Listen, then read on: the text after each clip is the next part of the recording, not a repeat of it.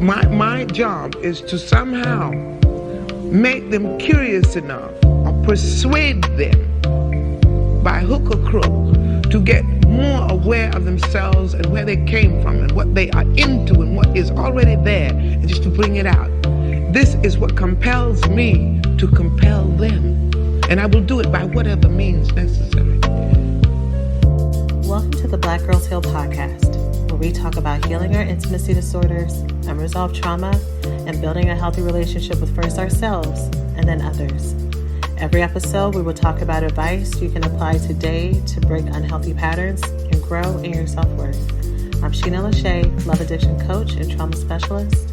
Let's begin. Hello, and welcome to the latest episode of Black Girls Heal. I am so happy to be with you today, as always. A quick heads up before we get started. So I'm recording this on the day that it hopefully is coming out, which is Tuesday. If you're a long-term listener, you know that Tuesdays are the days that my long people are here. And it is in the middle of the morning because I had to take my son to speech therapy and all the things. So if you hear a lawnmower in the background, my apologies. It was either a extra day to get this episode to you or record it now. So I'm recording it now. I actually had another podcast episode planned out, and it was going to be going over the roadmap for love deprivation. And the thing happened where I listened to it and I'm editing it and I'm thinking about it, and something in my gut is like, this isn't the episode that's supposed to be dropped today. So it was all ready and we're gonna go, and I was listening to it and I was like, I don't really align with this right now, not with the teaching, but I don't align with this being what the audience needs to hear. And so what I am going to talk about, which you have seen in the title, is the question, should I tell them that I'm a love addict? And in this episode, I'm going to be going over all things that are questions about disclosure, and how much of your story and how much do you share with people, and why not, and when, and all of that today, because that is a question that I get often. When you are dating someone, do you tell them? When you are meeting someone new, and we've talked about the impact of emotional trauma dumping and sharing too much. And then there are some of us who are just learning how to share our stories, period, and learning how to be vulnerable with people and let them in. And so then the question is, well, how much do I share or how much do I not share? So we're going to be talking about that today. Shout out to whoever commented that question. Someone commented that on either YouTube or Instagram. I can't remember which, but whoever it was, I saw it, and that's going to be our episode for today. So if that's something that you want to hear about, stay with me. Here we go. Thanks for listening to this week's podcast. Before we get started, let's take a small break to say thank you to this week's sponsors. So like I said, this is a question that I have been asked multiple times, especially by coaching students who are working with me because they are starting to date again, or starting to date in a different way by way of working together. And they've taken to heart the idea of, okay, we're supposed to go slower. And as a love addict, it's very easy to go quickly. It's very easy to fall. It's very easy to overshare and mistake the fact that we are sharing traumatic information or our deepest fears with someone else, and mistaking that intimacy and that vulnerability with it being that this person really understands me, when really what you're feeling is the um, hormonal and emotional effects and the nervous system effects of letting out something so deeply intimate, and you're attaching it to this other person. Like, it's not true intimacy, it's not true mutual vulnerability. Is your projection and your desire to be seen and feel safe, and you're with someone who's allowing you to put that on them, because there's benefit with them. And so we don't want that to happen. We don't want that confusion to happen. And we also don't want you to have a vulnerability hangover, which is when you share so much with someone and then you regret it. You start to feel like, oh, did I overwhelm them? I think I said parts of the story that I wasn't really wanting to share yet. They didn't give me any validation or affirmation to let me know that this is okay or that I'm not crazy or that there's nothing wrong with me. And now I'm feeling this big shame cycle and I'm feeling overwhelmed with that. And we don't want that to happen either. Okay. So, uh, in today's episode, I'm going to talk about three things that you do not need to share with them. So, the first thing that I want to say that you do not need to share with someone who is new into your life until they have earned the trust and y'all have built a real connection together is sharing your trauma. So, the overall question, do I tell them I'm a love addict, always comes up in the context I've always heard it come up in is, do I let them know this big flaw that I have? I have very rarely met someone who is like, I want to tell them I'm a love addict because it is a part of my life and my identity and it's a part of how I work that I fully embrace and I have no shame around. It's almost like this apology, like I want to let them know what they're getting into ahead of time. So do I tell them I'm a love addict and it's because you feel shame about this. You feel like there's something wrong with you. You feel like you're broken and so you're projecting that this person's going to think that as well. So you've heard me say before that no one can make you feel anything about you that you don't already feel about yourself. So even if you were to give all of these disclaimers and all of these warnings and all of these, you know, infomercials about who you are and what you bring and what they have to come in with, it's not going to make you feel any more safe. If anything, you're going to be more anxious and more scared that now they know everything and every single moment, is this the time that they're going to leave? Is this the time they're going to change their mind? Is this the time that they are going to be done and sick with me? Because what you're trying to do when you do that, when you share all this stuff about yourself up front, is you're trying to push them away, or you're trying to, you know, our inner child really needs to be loved and really needs to be taken care of. She really needs to be seen. She really needs to be valued. And so sometimes what we do when we are not properly and balanced and grounded within ourselves is we will mistakenly hand off our deepest wounds and traumas to somebody else by way of, hey, here's this thing that I really struggle with. Here's this thing that I feel really insecure about. Let me just let you know ahead of time that this is what I'm dealing with. And if that person responds with any semblance of acceptance or any semblance of, okay, that's no problem, that's great, it immediately makes that inner child think, oh, finally, a person who loves me, finally, a person who gets me, finally, someone who is not going to leave me and they see me for who I am and they love me. And the loyalty that that inner child, the loyalty that that wounded part of yourself will give that person, the undying commitment that it will give to this person who hasn't earned it at all. All they said was, that's cool. Or all they said was, I get it. Or all they said was, yeah, my dad left me too. And that is not the same as proving and showing by action, by time and consistency that they are a safe person. But we will show up and we will commit and we will defend and we will make excuses for and we will justify someone who gave us what is basic common decency, basic common self acceptance, because we have self rejected ourselves so much. So getting a piece of that is intoxicating and it's overwhelming and we want more of it. And so, um, this is why I continue to say that our inner work is the most important, because once you are able to accept the parts of yourself that you continue to reject, once you're able to practice that self love, other people giving you common decency and self respect and love won't be so mind blowing. It won't be so world changing.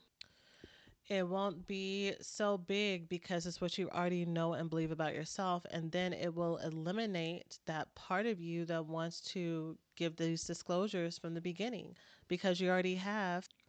So, with love addiction basically being a representation of your trauma and how it shows up with you over attaching to other people, under serving yourself, self denial, losing your sense of identity, that is not something that you need to share with anybody going on. That's something for you to know. It's something for your coach. Hello, me. It's something for your coach to know. It's something for your therapist to know. It's something for the people who are keeping you accountable and loving on you through it in your friendship circle that are healthy sources of support and love. Is something for them to know.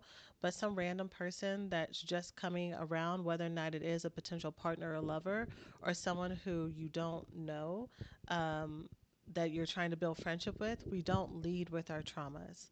You know, one of the things that you will learn as you start your healing journey as a love addict, if you're just starting out, is learning how to separate what happened to you from who you are, and understanding that who you are has nothing to do with the things that, well, let me take that back.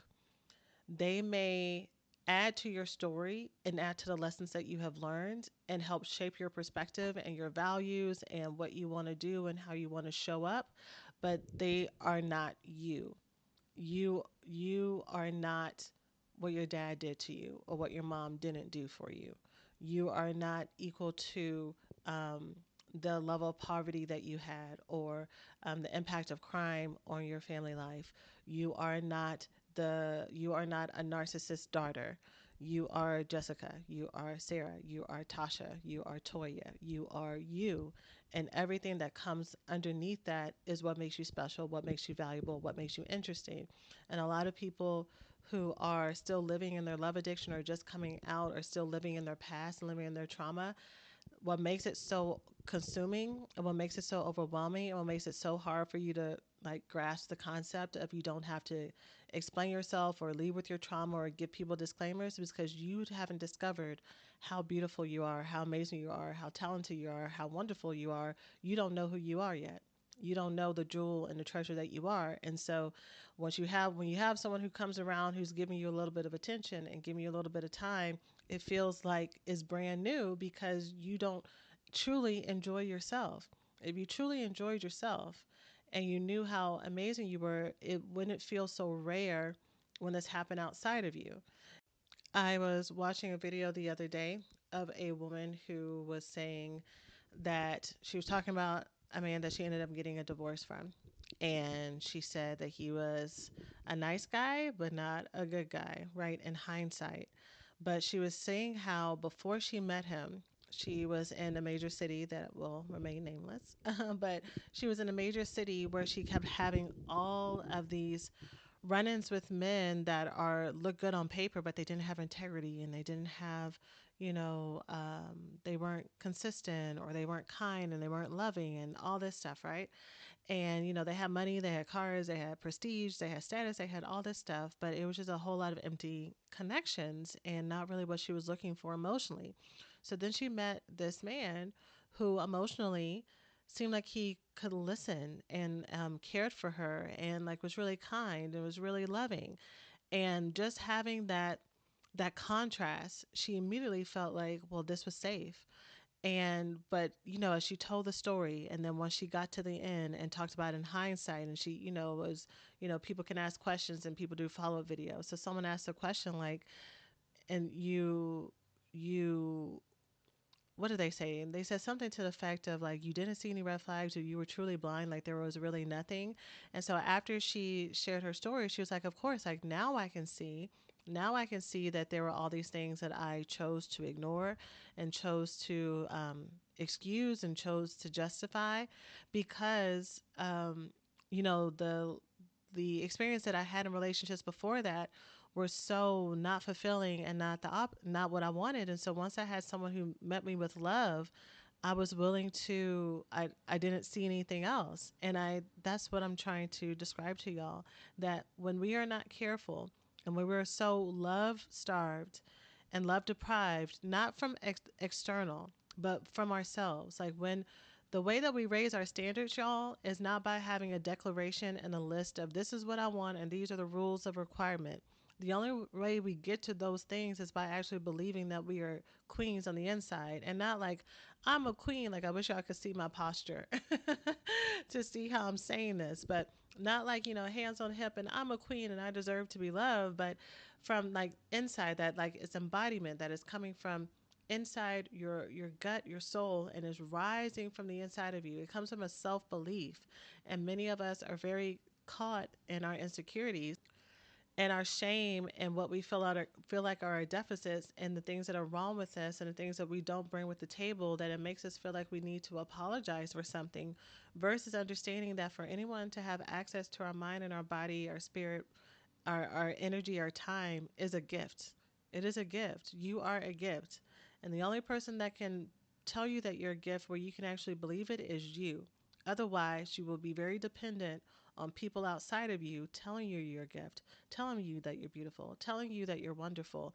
And when that supply starts to run out, when it starts to get less, or when it becomes so much that your insecure thoughts, you're not able to receive it when you don't believe it. So it doesn't matter how much somebody's telling you, you don't believe them, and you're looking for um, reasons that reasons to safeguard this because it feels so flimsy. It feels so delicate. And that's whether or not the person is actually unavailable or whether or not they are actually committed to you. It's all coming from the inside out. So you do not need to lead with your trauma to when you first start meeting someone, because you are a person that's full of in-depth likes and experiences and dreams and jokes and things that just make you you. And that is what you lead with. You connect with your identity. If you don't know what that looks like, then let me know and we can talk about it more. Folks who are in the dating course, there is a dating 101 for love addicts course. You can find it at blackgirlsheal.org/dating. You can let me know if you want to have just a whole lesson specifically on this, and we can get started. We can add that to our repertoire, and of course, recovery school students, you are included in that as well. So yeah, we lead with who we are. So that's the first thing that we do not tell people when we first meet them, because they don't need to know, and those are parts of our life that they will get access to as we learn to trust them, as we decide, do I even want them to be a part of this, to know these parts of myself. you know there, when you are available, availability does not mean that you share your deepest darkest secrets with strangers. It means that you're available to build relationships and grow in love and connection with them. It means that you are not putting up a wall when someone wants to hang out and be your friend, and you're not making it difficult for them to spend time with you and to get to know you and get to know what your favorite color is, or get you to crack a smile, or get you to initiate a phone call with them, that you are open and available that way.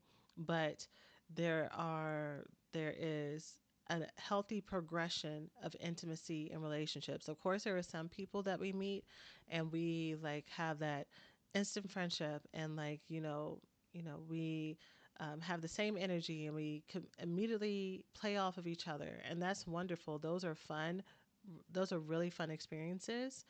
And I'm not telling you that when that happens for you to pump the brakes and say, wait a minute, I'm getting too excited. I'm getting too happy. Let's slow down, and then, completely dampen the experience. What I'm telling you is enjoy that relationship and that friendship, but understand that still having access to your heart and your trust is something that should be gained over time. Um, and you do not need to have a 12-hour conversation about everything that's happened to you, because you will mistake the release of sharing those things with the fact that this person is truly there for you, when really all they had to do was just listen to you talk. And that doesn't mean that they're actually going to be the person and have the skill set to have longevity in your life, to actually be there for you. And if anything, maybe this should be a sign, if you've had a lot of relationships like this, where all that person had to do was just listen to you and commiserate, or say, me too, or say, I get it, or I've been there, or say, that should have never happened to you.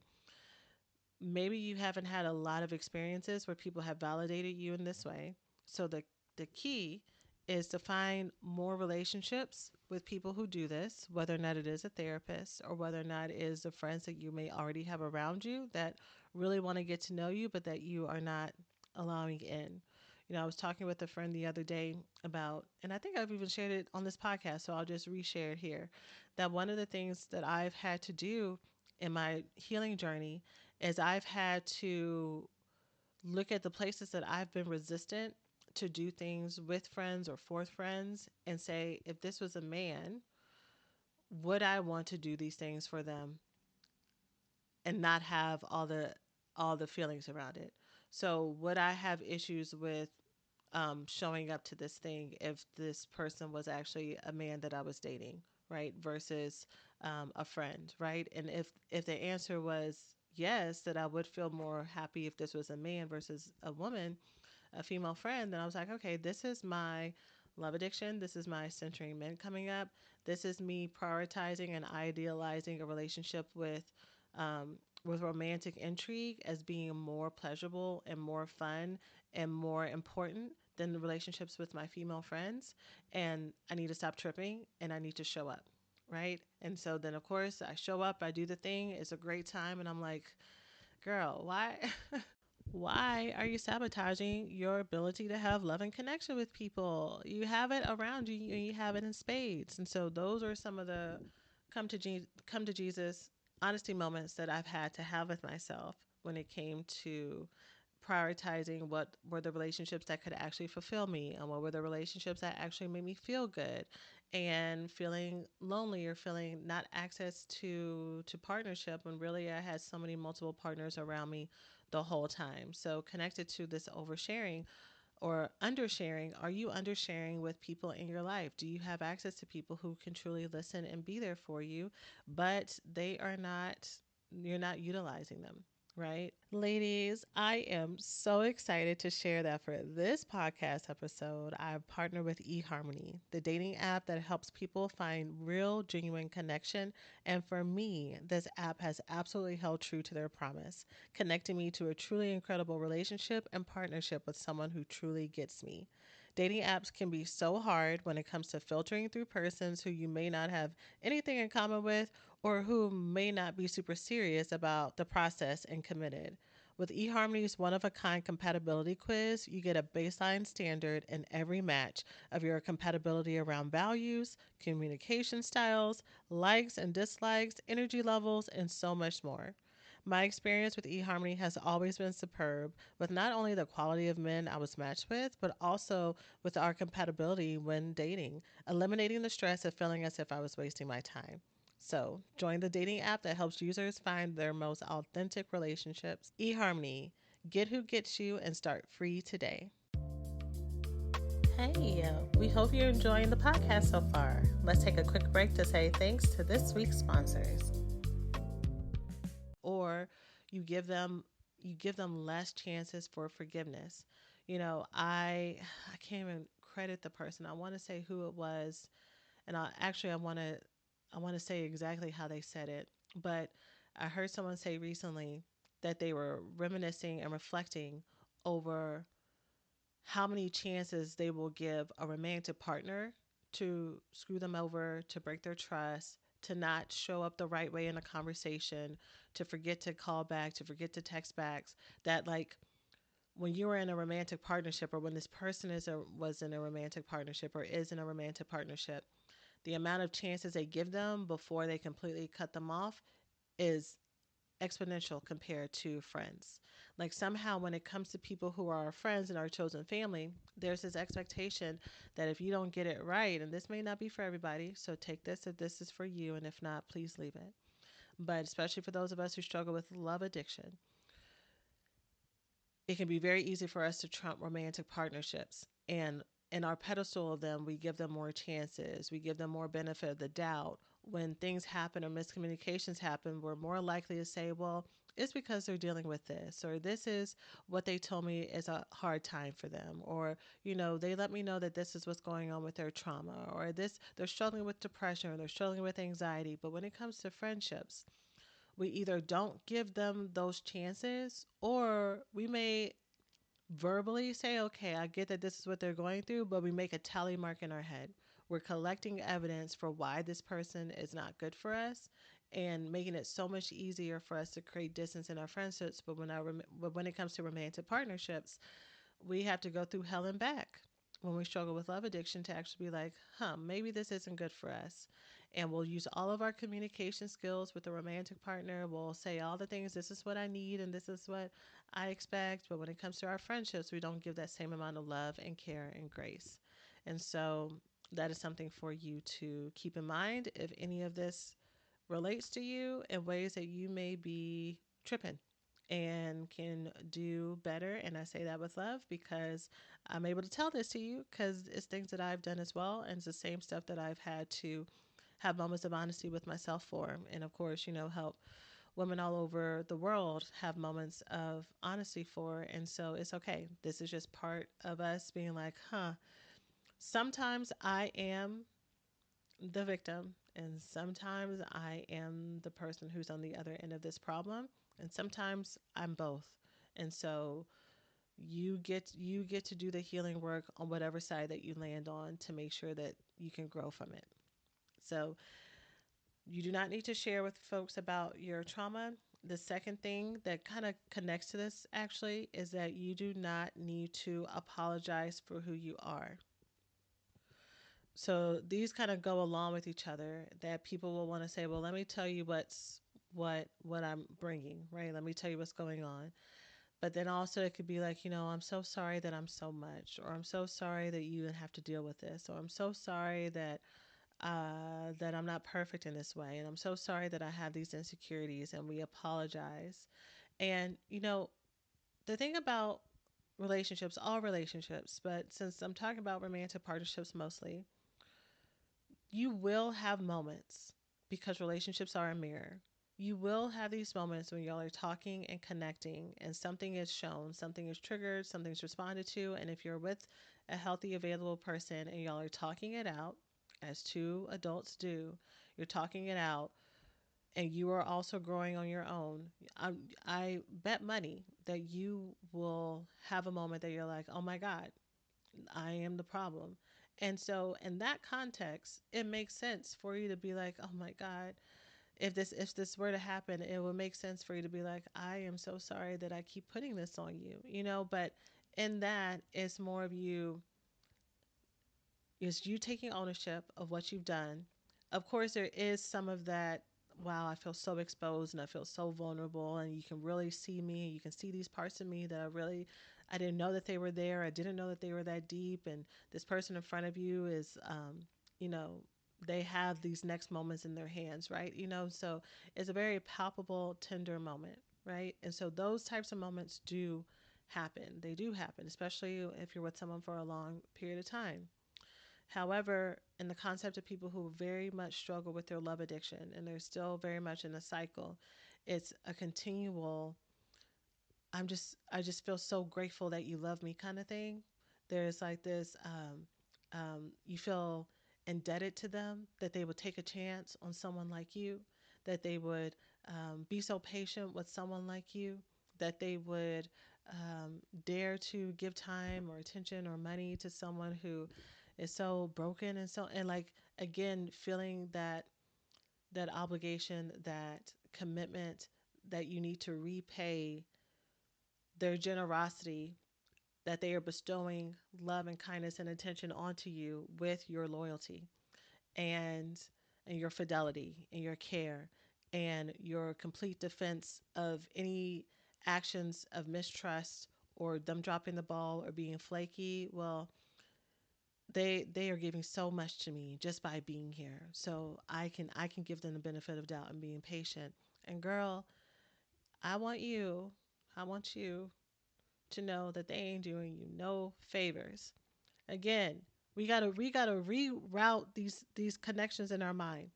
We are doing them a favor. You are a gift. You are a gift. And of course, no matter who they are, their mama would say that they're a gift. I would even say that they're a gift if I was talking to them. But I'm talking to you. I need you right now. You have put yourself like 5 levels lower than this person, and as if they are the ultimate prize.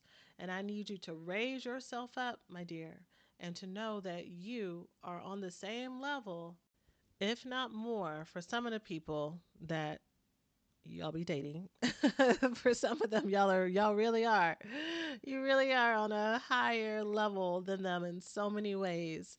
But because again, we are so touch starved, love starved, self acceptance starved, self compassion starved. We take these crumbs of human decency and make it up that they are the love of our lives and that they get us more than anybody else when they're just treating us with the same amount of humanity that we should have been treated with forever and we should be treating ourselves with. They are nothing special. They are nothing special, or rather the attention that they are giving you is nothing special. You should have people who pay attention to you. You should have people who buy you gifts. You should have people who plan dates for you. You should have people who want to spend time with you. You should have people who listen to you. You should have people who want to make you laugh. You should have people who want to compromise with you. You should have people who sometimes may sacrifice some things for you. You should have people who do all these things. These are all what happens when you are joining a life with someone voluntarily, when you are asking for someone to have access to their life, to their heart. These are basic things that you should be receiving. And so them answering your phone or them wanting to hang out or them listening to you when you've had a bad day is something that should be a normal experience or a normal expectation for you and not something that feels so abnormal and rare. And if it does, we got to look at our inner work and our inner stories that make this feel like this is something that feels very scarce to us, that it feels very, there's a lot of lack around, that there's a part of us that doesn't like ourselves or we don't quite know who we are. So, some of you saw in our members club how I had a lesson that talked about how to be obsessed with yourself and build self love. And so that is the stage that many of us need to go to. So, love addiction is about having this rumination, this obsession with another person, and thinking that they are the answer, thinking that they are the cure, thinking that they are the prize.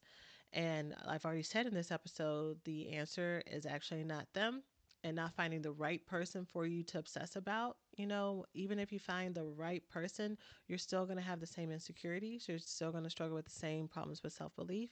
You're still going to have the same set of issues. And so it's changing the obsession with other people. Excuse me, it's changing the obsession with other people and building that type of self obsession with you and doing it in a healthy way that's so consuming and so life giving and so transformational that everything else outside of that comes easier.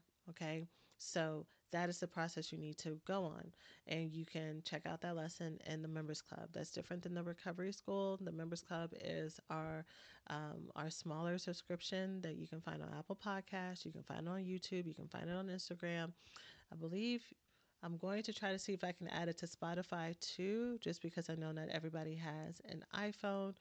Um, but I'm trying to put like the members club in all these different places that people already listen to the podcast, that you're already following us, so that you don't really have to do a lot of work to get more access and more information. But yeah, it's a 50-minute lesson. It's part one. We're gonna do multiple parts. I did another drop-in lesson yesterday that talked about how to cope with a weak ego. So when you have a very low sense of self where you don't quite know who you are, and so you're overcompensating in some areas and then you're hiding and sabotaging in other areas. And so that is a 17-minute lesson where I really just go in depth about where it comes from, why it happens, and really encouraging y'all to move forward and double downing on some things that I talked about in the first lesson. So there's access to that there. You can stay as long as you want or cancel anytime. So that's available for you to do a deep dive there if you want to learn more about that. But yes, you do not need to apologize for who you are and feel grateful like you are um, like a love beggar.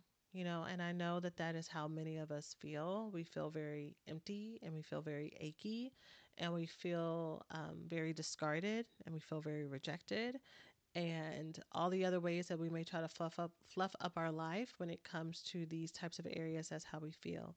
And so I just want you to know that you do not need to be grateful to whoever for paying you attention. You know, I dated one person at one point And this person, um, am I going to say what they were? Huh, I'm not going to say that part. This person this person talked a lot about being able to, they were very proud of the fact that they were a frugal person, and they were very proud of the fact that they would get deals. And this is not only the fact that they said this, but that they felt comfortable enough to say it, but also that I didn't clock it, says a lot about where I was at the time. This person, as that I didn't clock it as like disrespectful or bold. This person said to me, um, they were talking about how they're really good at making deals, or like, being frugal and like getting like the best out of everything. And that was one part of the conversation. And then later on in the conversation, I think I was talking about like an insecurity or something that I had, or how I felt like not enough. And they were like, Sheena, I want you to see you the way that I see you, and all the things that I'm doing and all the things that I give you, like it's nothing comparison um, to who you are. These are things that I like heard before, but not only from him, but from other people in the past, right?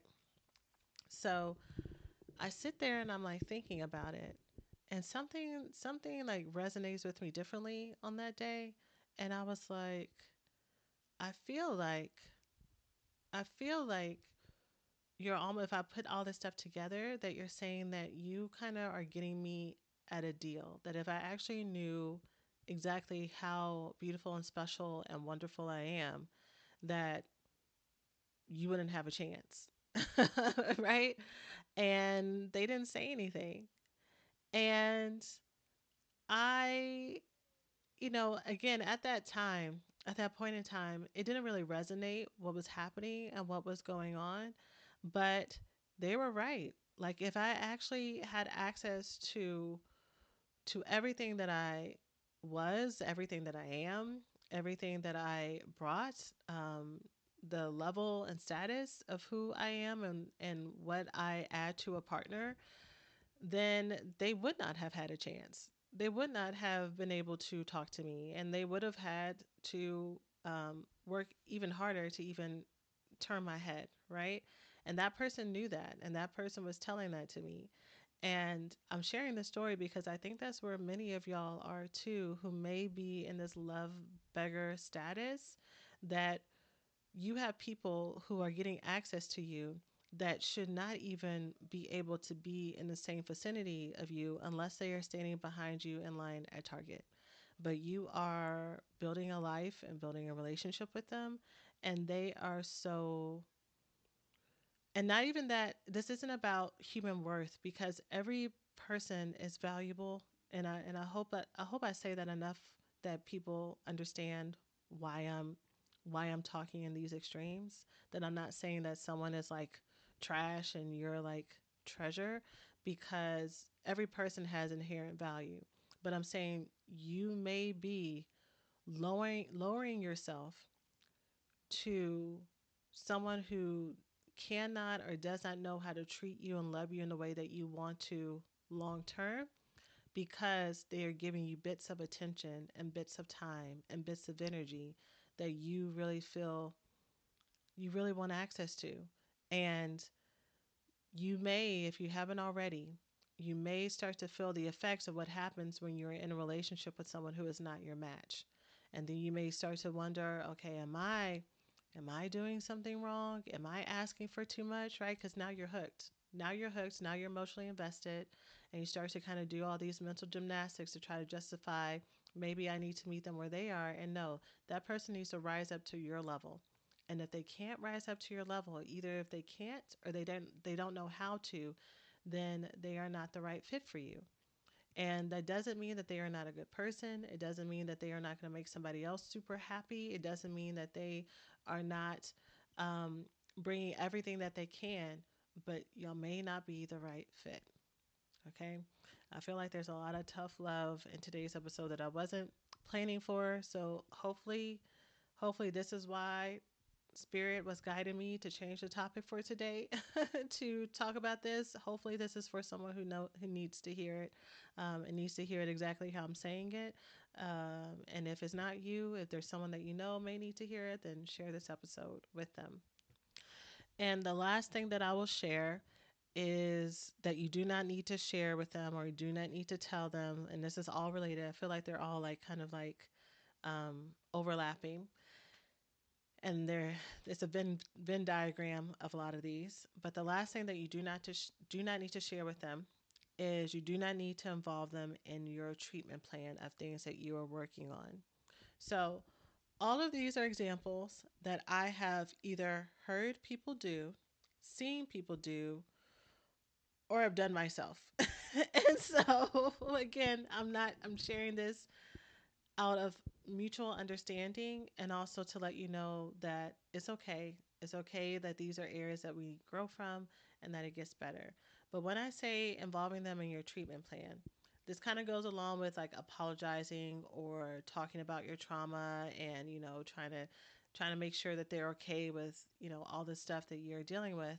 But I've seen people and heard of people who have been like, well, I am going to, because I feel so bad about how broken I am or how wrong I am, I'm going to tell them upfront that I'm in therapy. I'm going to literally say in the conversation, these are things that I'm working on, but don't worry about it. I'm in therapy right now. And I just want you to think objectively, if you were on the other side of the table from someone who was like, you know what, I really struggle with this insert severe mental health issue, but no worries. I'm going to therapy for it. And y'all are just talking over mozzarella sticks at a restaurant. That is like something huge and too big, and it doesn't meet the level of trust that y'all have. It doesn't match the level of depth that y'all have had in the relationship. So when you lead with those types of things with people who don't even know your favorite color or your favorite movie, and y'all don't even know if y'all actually like each other enough consistently for a set period of time before you start sharing things with them about your trauma treatment with your therapist, that it probably took you time to build trust with him or her to share those things with them, right? Like, we give immediate access sometimes to people who don't need to know these things. And also, it may scare them. I had one person who I was dating, and he was a really great guy. And I'm not going to tell you what he shared with me um, because because because it's part of his story. But we had a few really great dates. He lived out of the city, and he drove to Houston to take me out. It was back when I was still, going to church every Sunday. He came to church with me. We talked about ministry all the time. He met my friends. He brought my favorite flavor of cookies from my favorite bakery that wasn't in Houston yet, but it was still in Austin. So he drove those down. He brought me my favorite flowers. Like, he was just so attentive and so loving, right? But it was still like pretty new. It was just a few weeks, but he was like making an effort, right? He was like showing up. And told me how he's telling his friends about how he like was really excited about us dating, and that his friends, he told me on the phone, he said, my friends told me that I shouldn't tell you this, but I just really think that I should let you know um, ahead of time. So he told me something that he was struggling with. And at that point in time, for me, it was a deal breaker. It was something that like just seemed like very foreign to me, and something that I couldn't wrap my mind around. And so I ended up cutting it off. And I can say that if he would have waited, and if we would have had a little bit more intimacy and trust and connection, that what he shared wouldn't have felt so big. Like, it didn't match the moment. And so that's what actually scared me off. With some time, I probably could have worked through it. And this isn't me like this. What it wasn't even a red flag. At least to me, it wasn't. Um, but in that moment, it was like, whoa, that's a lot. And it was like being dumped into my lap to deal with. And it was new enough to where I didn't have to deal with it, right? And so sometimes there may be some things that we need to decide to hold on to. And it's not because we're being deceptive, it's not because we're trying to trick people, it's because we're trying to respect the fact that this is like what may be a big emotional load for us will be that so much more for someone who's just getting to know us, right? And so maybe there are some things that is best for you to wait a little bit to disclose if it's something that you do need to disclose. And there are some things that you don't need to. Going back to the top of the episode, it's just things that you feel shame around. So you're projecting that other people will reject you for it. And you're anticipating that other people will shame you for it because you feel shame. But once you actually start to accept it and once you actually start to heal from it and release it, it won't be a big deal.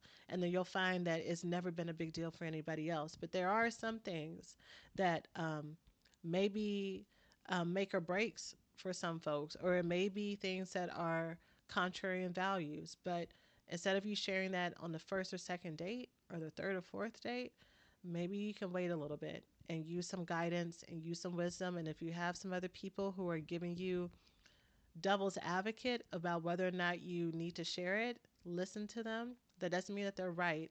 We can learn how to take the feedback from our friends and loved ones and kind of weigh it with, okay, does this feel true? Just because other people disagree with whether or not you should share it doesn't mean that they are right. But it does mean that they're saying it out of love. And so you get to decide, does it fit for you for this situation or not? Okay. And I say the same thing for my coaching students too. If they ask me for my feedback, I'm going to tell them, but I'm also going to say that they have the full discretion to choose what works best for them because they are the ones who have to live through it. They are the experts of their life. They know themselves and they know the other folks better than I know them. And so it's really important for us to feel empowered to make these decisions for ourselves. And sometimes we choose and it's the right thing. Like we should have held on to it and we shouldn't have disclosed it. And sometimes we hold on to something and we're like, man, I should have said this a little bit earlier. But you're only going to know that by living through it. And so these mistakes are always contributing to our wisdom. They're always making us stronger. They're always giving us more information for the future. There's never anything that's lost whenever we have these types of moments where we learn in this way. Okay?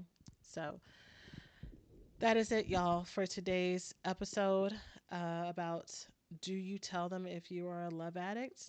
I hope that I gave you a lot of reasons to give pause before you go on an apology tour or before you kind of lead with shame because y'all are amazing. Every single person listening to this episode is an amazing person.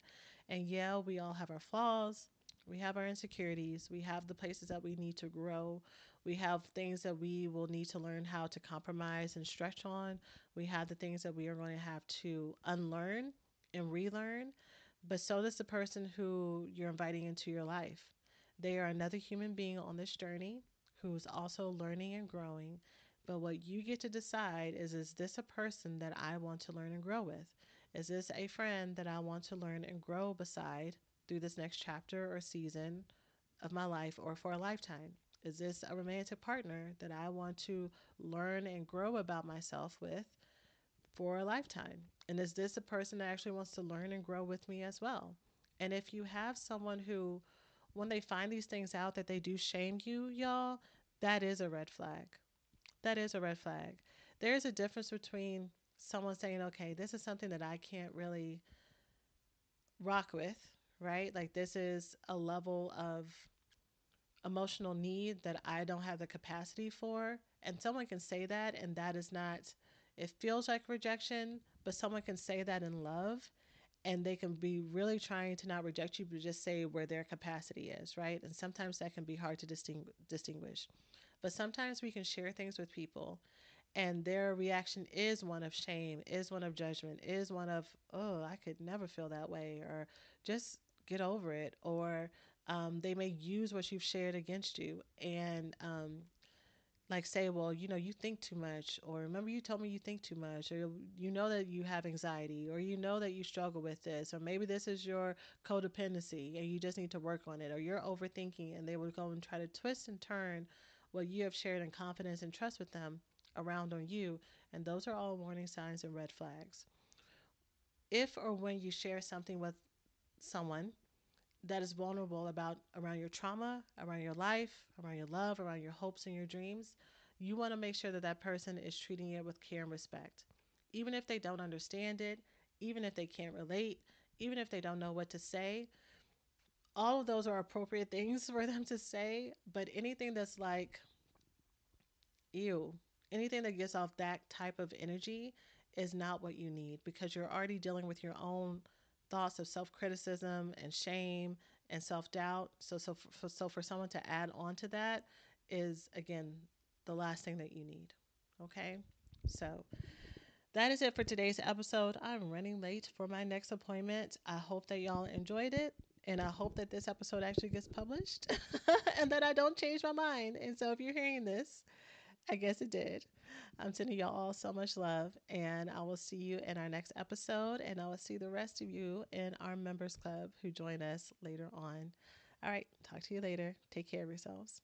Hey, so thanks for listening to today's podcast. If you enjoy what you've learned, it doesn't have to stop here. You can check out the blackgirlsheal.org website and grab the worksheet for this week's episode or any of your other favorite episodes from our shop with an overview of the main points, healing circle discussion questions and journal prompts, and challenges that you can take with you into the week. Also, you can check out any of our other self-study and coaching programs, resources, and freebies to help you heal from the intimacy disorders of love addiction, love avoidance, love deprivation, and the trauma that causes it. The best time to start or restart your healing journey is now. We hope you enjoy all of these resources, and until next time, remember you are so loved, and we'll see you in the next episode. Take care of yourselves.